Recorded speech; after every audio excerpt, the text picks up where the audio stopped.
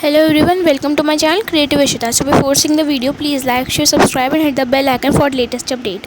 तो आज हम करने जा रहे हैं चैप्टर 7 जो कि हमारा control and coordination according to the new book 2023 और 24 के ईयर में जो चैप्टर है ये चैप्टर नंबर 6 है। ये चैप्टर नंबर 6 है कंट्रोल एंड कोऑर्डिनेशन।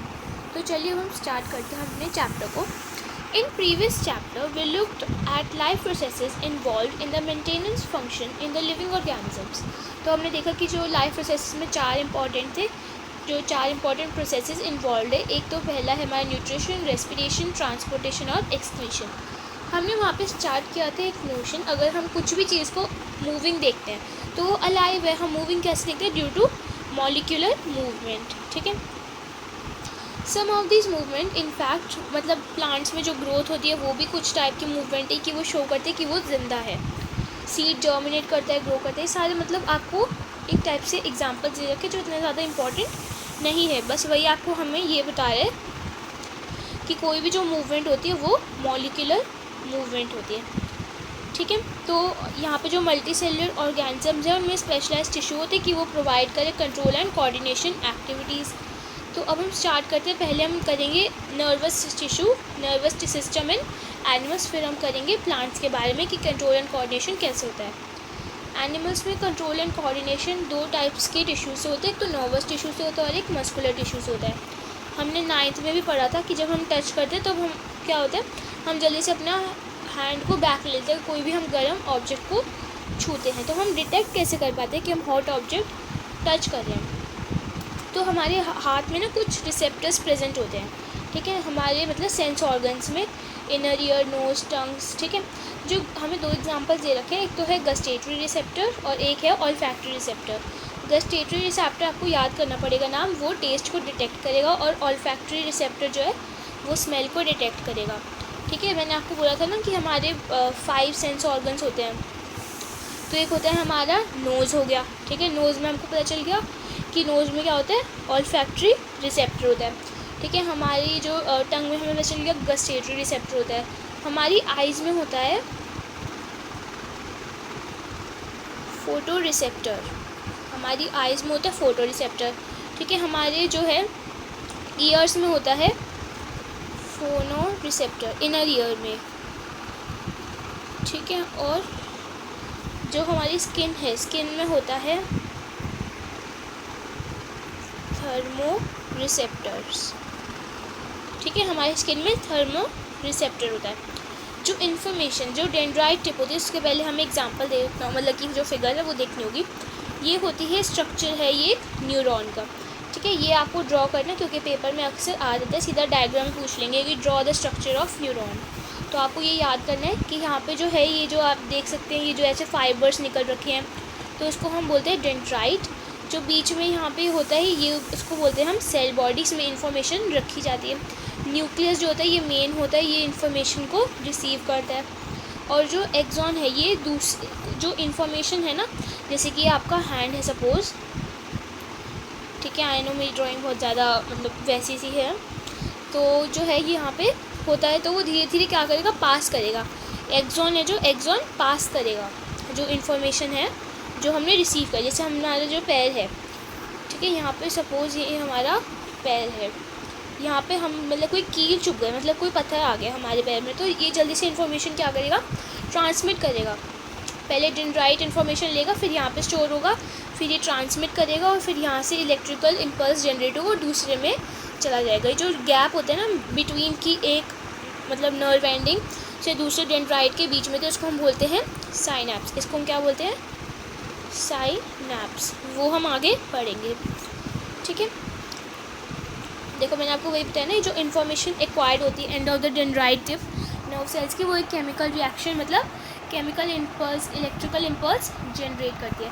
ये जो इम्पल्स है वो जनरेट करता है सेल डेंड्राइट से सेल बॉडी तक, फिर सेल बॉडी से एक्सॉन, फिर वो एक्सॉन से इलेक्ट्रिकल इम्पल्स करता है, वहाँ से फिर वो दूसरे मतलब साइनैप्स जो गैप होता है, गैप या साइनैप्स बिटवीन यहाँ पे जो दूसरा नर्व एंडिंग है और यहाँ पे डेंड्राइटिस के बीच में जो वो होता है ना गैप, तो इसको हम बोलते हैं साइनैप्स। और स्टार्ट करते हैं similar electrical impulse dendrite of the next neuron में। ये जो जनरल स्कीम है ये अलाउ करती है नर्व इम्पल्स को कि वो ट्रैवल करे होल बॉडी और इसी से जो जल्दी से इन्फॉर्मेशन पहुंच जाती है। जो सिमिलर साइनैप्स है वो फाइनली अलाउ करते हैं कि वो डिलीवर करे कुछ इम्पल्सेस न्यूरॉन से दूसरे सेल्स तक, जैसे कि मसल सेल हो गए, हमारे कोई भी ग्लैंड हो गए, एंडोक्राइन ग्लैंड, एक्सोक्राइन ग्लैंड, ठीक है।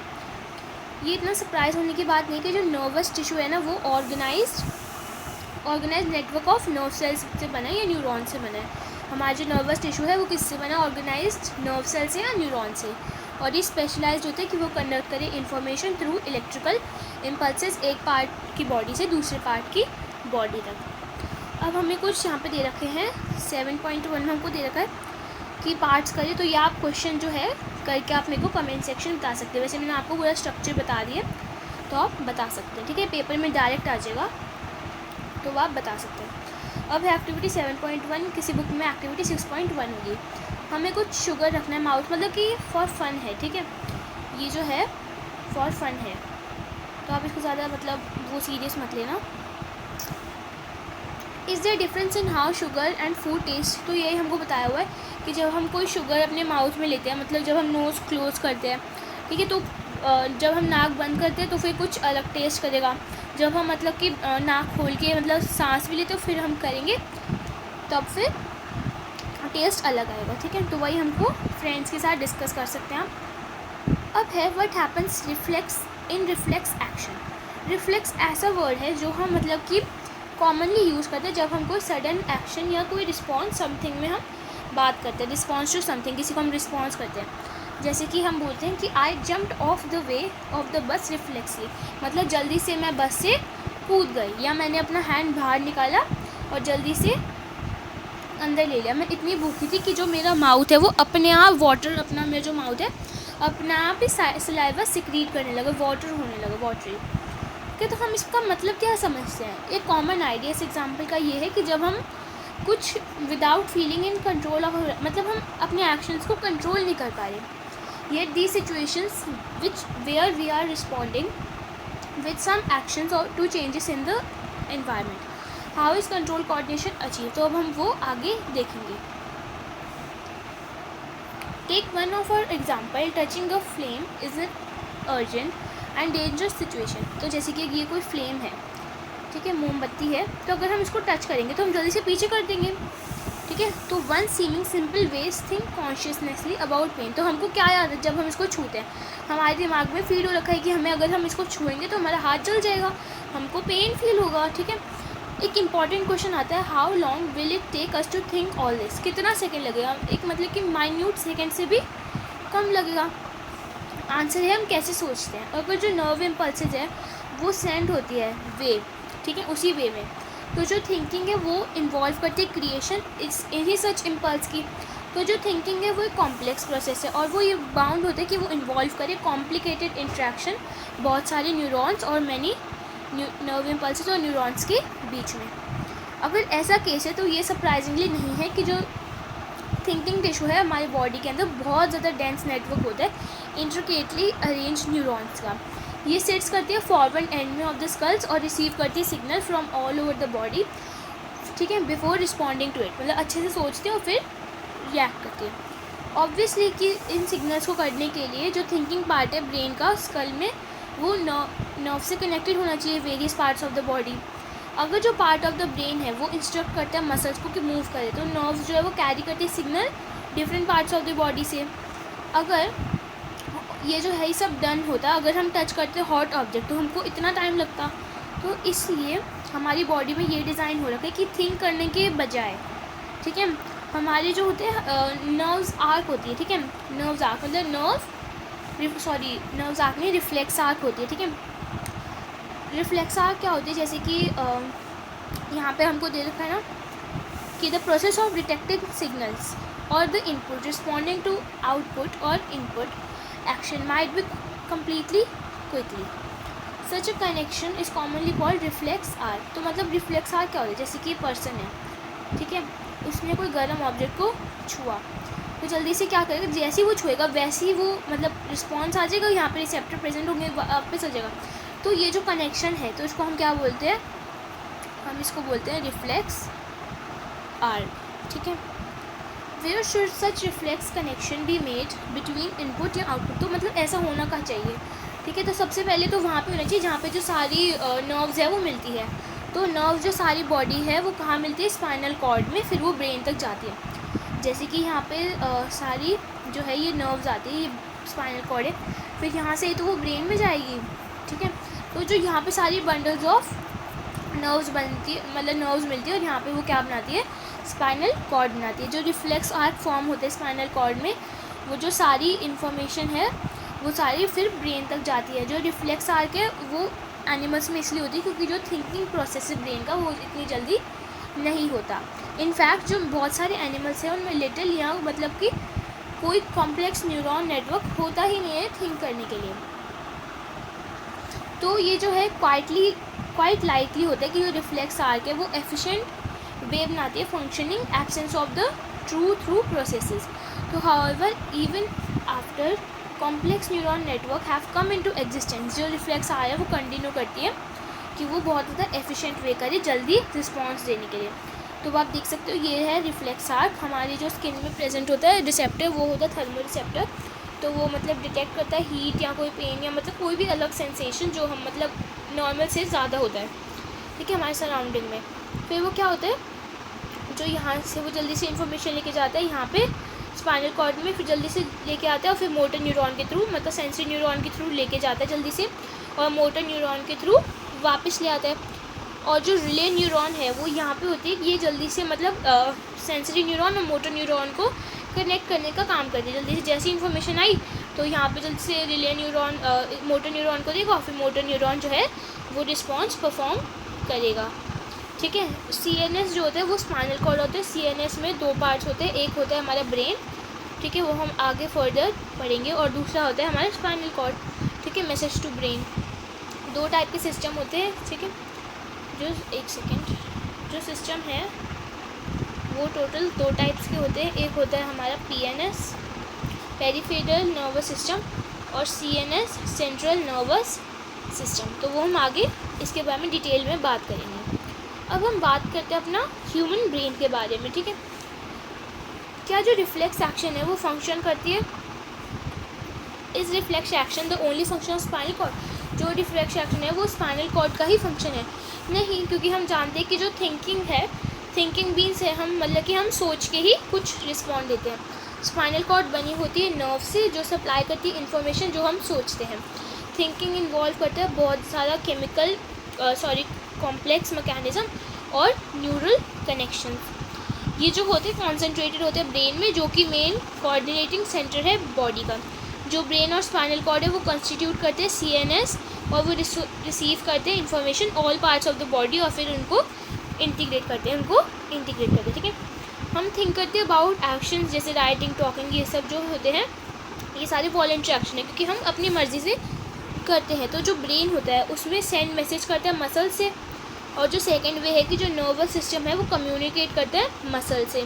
जो कम्युनिकेशन है बिटवीन सेंट्रल नर्वस सिस्टम जिसको हम बोलते हैं CNS और दूसरे पार्ट्स, वो फैसिलेट होता है पेरिफेरल नर्वस सिस्टम जिसको हम बोलते हैं PNS, जिसके अंदर क्रेनियल नर्व्स आती है, ठीक है। क्रेनियल नर्व्स ब्रेन तक आती है, स्पाइनल नर्व्स आती है स्पाइनल कॉर्ड से, और जो ब्रेन है वो अलाउ करते हैं कि वो थिंक करे और टेक्स एक्शन करे बेस्ड ऑन द थिंकिंग। जैसा कि आप जानते हो ये अकम्प्लिश्ड होता है थ्रू कॉम्प्लेक्स डिज़ाइन होता है different parts of the brain जो रिस्पॉन्सिबल होता है डिफरेंट आउटपुट और इनपुट में। ब्रेन के 3 पार्ट्स होते हैं, एक होता है फॉर ब्रेन, मिड ब्रेन और हाइंड ब्रेन। फॉर ब्रेन में आता है, हम पार्ट्स पढ़ेंगे अभी अच्छे से, ठीक है। फॉर ब्रेन में एक पार्ट आता है, मिड ब्रेन में कुछ नहीं आता, और हाइंड ब्रेन में 3 पार्ट आते हैं, पॉन्स, मेड्यूला और सेरिबेलम, और उसमें होता है सेरिब्रम, ठीक है।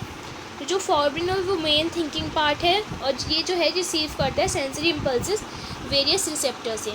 जो सेपरेट एरियाज़ हैं फॉर ब्रेन के वो स्पेशलाइज होते हैं हियरिंग के लिए, स्मेल, साइट और बहुत सारे अदर उसके लिए भी, ठीक है, स्पेशलाइज्ड एरियाज़ के लिए भी। ये सेपरेट एरियाज़ जो होते हैं जहाँ पे जो सेंसरी इन्फॉर्मेशन है वो इंटरप्रेट होती है putting together with information from other receptor, वो ऑलरेडी ब्रेन में स्टोर होती है। तभी तो based on all this decision हम बता पाते हैं कि हमें कैसा रिस्पॉन्ड करना है। जो इन्फॉर्मेशन है फिर वो मोटर एरिया से जाती है जो कंट्रोल करता है मूवमेंट ऑफ वॉलेंट्री मसल्स जैसे कि लेग मसल्स। हाउएवर जो सर्टेन सेंसेशन है वो डिस्टिंक्ट होती है हियरिंग, सीइंग, ठीक है। जैसे कि फॉर एग्जांपल में हमें दे रखा है कि how do we know that we have eaten enough, क्योंकि हमको मतलब सेंसेशन आ रही थी कि हमारा जो पेट है वो भर चुका है, क्योंकि हंगर से जो मतलब कनेक्टेड होती है वो सेपरेट पार्ट वो फॉरब्रेन तक चला जाता है। तो ये आपके बस इसके पार्ट्स याद कर लेना, ठीक है, बस इसके पार्ट्स याद करेंगे। ये होता है सेरिब्रम, ठीक है, ये होता है हमारा फॉरब्रेन का पार्ट, ये होता है हमारा मिड ब्रेन का पार्ट, जिसकी कोई फर्दर डिविजन्स नहीं होती। ये होता है क्रेनियम, जो प्रोटेक्ट करता है हमारे स्कल को कोई भी फर्दर शॉक से, और एब्जॉर्ब करता है कि मतलब कोई भी हमको शॉक्स लगते तो एब्जॉर्ब करता है वो। ये होते हैं स्पाइनल कॉर्ड, ठीक है। हाइंड ब्रेन में 3 पार्ट्स होते हैं, पॉन्स, मेड्यूला और सेरिबेलम, ठीक है। और जो सेरिब्रम है वो फॉरब्रेन का पार्ट है, और जो सेरिबेलम है वो हाइंड ब्रेन का पार्ट है। जो हाइपोथैलेमस है वो यहाँ पे लोकेटेड होता है, और पिट्यूटरी ग्लैंड जो कि हाइट बढ़ाता है वो यहाँ पे लोकेट होता है। हाइपोथैलेमस जो ग्लैंड था वो पिट्यूटरी ग्लैंड को बार बार बोलते रहते हैं कि काम करो काम करो काम करो, क्योंकि पिट्यूटरी ग्लैंड जो है वो सोता रहता है हमेशा, ठीक है। तो आप ऐसे याद कर लीजिएगा, ठीक है। तो हमने लेबल डायग्राम को देख लिया। अब हम देखते हैं कि जो रिफ्लेक्स है हमने बहुत यूज़ कर लिया इंट्रोडक्शन में। जैसे हमारा माउथ वाटर कर दे जब हम कोई अच्छा चीज़ हम अपने सोचते हैं विदाउट मीनिंग टू इट। जैसे कि यहाँ पे अगर आप देखो, यहाँ पे बहुत सारे जैसे कि यहाँ पे बर्गर रखा है, यहाँ पे बहुत सारे फिंगर फ्राइज़ रखे, तो आपका माउथ वाटर करेगा कि नहीं करेगा, क्योंकि हमें पता है, क्योंकि टेस्टी होते हैं, ठीक है। और हमारे जो माइंड है वो उनको पता है कि हम खाएंगे तो हमारे लिए बहुत ज़्यादा मतलब अच्छे लगेंगे, हमारे टेस्ट के लिए अच्छे होंगे। हालांकि वो बॉडी को मतलब नुकसान पहुंचाएंगे, पर फिर भी टेस्ट में अच्छे होंगे। जो हमारा हार्ट है वो बीट करता है बिना सोचे समझे, क्योंकि हम जानते हैं कि हार्ट बीट इसलिए करता है कि वो जो ब्लड है उसको प्योर करे। वो इनवॉलंटरी एक्शन है, हम कंट्रोल नहीं कर सकते इन एक्शंस को, अगर हम चाह कर भी इनको कंट्रोल नहीं कर सकते। तो आपने सोचा होगा कि जो, और रिमेंबर करा होगा कि मतलब कि ब्रीथ करना और डाइजेस्ट, मतलब आप थोड़ा ना करते हो डाइजेस्ट, या मतलब ब्रीथ भले आप 2-3 मिनट के लिए, मतलब 2-3 मिनट जब वो ज़्यादा हो जाएंगे, 1 मिनट या 2 मिनट के लिए अगर आप मतलब सांस रोक लोगे, फिर आपको फिर से चाहिए, क्योंकि वो एक इनवॉलंटरी एक्शन है। रात में सोते सोते आप कहाँ और आपका मतलब पूरी बॉडी कहाँ, तब भी आप ब्रीथ करते हो ना रात को, क्योंकि इसलिए करते हो क्योंकि वो इनवॉलंटरी एक्शन है, वो आपके द्वारा कंट्रोल नहीं होता। So in between simple reflex actions जैसे कि चेंज साइज ऑफ पीपल, तो ये सारी इनवॉलंटरी है, तो जो कि मतलब थिंकिंग कंट्रोल नहीं करते। जो बहुत सारी इनवॉलंटरी एक्शन है वो मिड ब्रेन कंट्रोल करता है और हाइंड ब्रेन कंट्रोल करता है। जो सारे इनवॉलंटरी एक्शन है जैसे कि ब्लड प्रेशर हो गया, सेलिवेशन हो गया, वॉमिटिंग हो गई। जैसे सेलिवेशन मतलब कि जब हमारा माउथ वाटर करता है, वॉमिटिंग उल्टियाँ लग जाना, बीपी हाई हो जाना, मतलब बहुत ज़्यादा ब्लड का प्रेशर, मतलब बहुत ज़्यादा फ्लो होना अगेंस्ट ब्लड वेसल्स, तो ये सारे कंट्रोल होता है मेड्यूला जो कि है हाइंड ब्रेन में, ठीक है। अब आप सोचो इन सारी एक्टिविटीज़ के बारे में, जब आप स्ट्रेट लाइन में वॉक करते हो, ठीक है, जब आप बाईसाइकिल राइड करते हो या पेंसिल उठाते हो, ये सारे इसलिए पॉसिबल है ड्यू टू हाइंड ब्रेन, जो मतलब एक पार्ट होता है हाइंड ब्रेन का जिसको हम बोलते हैं सेरिबेलम। ये रिस्पॉन्सिबल होता है कि वॉलंटरी एक्शन को और मेंटेन करने के लिए पोस्चर को और बैलेंस करने में, ठीक है। क्या होगा अगर जो ये सारे इवेंट्स अगर नहीं होंगे तो क्या होगा, हम अलाइव नहीं होंगे अगर ये सारे इवेंट्स नहीं होंगे। अब है how are this tissues protected. ये सारे टिश्यूज़ प्रोटेक्टेड ही क्यों होते हैं। एक डेलिकेट ऑर्गन होता है जिसको हम बोलते हैं ब्रेन, जो कि बहुत ज़्यादा इंपॉर्टेंट है बहुत ज़्यादा वेराइटी ऑफ एक्टिविटीज़ में, तो इसलिए इसको बहुत ज़्यादा अच्छे से प्रोटेक्ट करना होगा। तो जो हमारी बॉडी है वो डिज़ाइन होती है कि जो ब्रेन है वो बोनी बॉक्स के अंदर बैठ जाए, जिसको बोनी बॉक्स क्या होता है, जिसको हम बोलते हैं क्रेनियम, ठीक है। क्रेनियम है वो क्रेनियम, ठीक है, क्रेनियम में जिसको हम क्या बोलते हैं बोनी बॉक्स होता है। इस बॉक्स के अंदर जो ब्रेन है उसके अंदर फ्लूइड फिल्ड बैलून होता है, जिसको हम फ्लूइड का नाम क्या होता है सेरिब्रो स्पाइनल फ्लूइड, जो प्रोवाइड करता है फर्दर शॉक्स और एब्जॉर्प्शन से वो प्रिवेंट करता है, ठीक है। अगर आप अपने हैंड को रन करोगे, ठीक है, मिडल ऑफ योर बैक, तो अब आपको हार्ड मस्कुलर मतलब जैसे आप अगर आप कमर पे हाथ लगाओगे तो आपको यहाँ पे कुछ हार्ड मतलब बम्पी सा स्ट्रक्चर दिखाई देगा मतलब आपको फील होगा, ठीक है, सेंस होगी आपको, ठीक है, फील होगा। तो इसको हम बोलते हैं वर्टिब्रल कॉलम या बैकबोन, जो आपकी स्पाइनल कॉर्ड को प्रोटेक्ट करता है। अब है how does this nervous tissue causes action. तो जो सारे नर्वस टिश्यू है ये एक्शन कैसे कॉज करते हैं, ठीक है। ये जो है बॉडी में जाते हैं, इंफॉर्मेशन प्रोसेस करते हैं और वो डिसीजंस बनाने में मतलब डिसीजंस लेने में हेल्प करते हैं और डिसीजंस को कन्वे करते हैं मसल से। फिर वो अगर हम कोई दूसरे वर्ड्स में बोलें की एक्शन या मूवमेंट जो परफॉर्म होती है मसल टिश्यू, वो सारे ये फाइनल जॉब करती है। अब एक क्वेश्चन आता है कि how do animals muscle move, animal की मसल मूव कैसे करती है। जब नर्व इम्पल्सेस रीच करते हैं मसल्स में, जो मसल्स फाइबर फिर मूव करते हैं।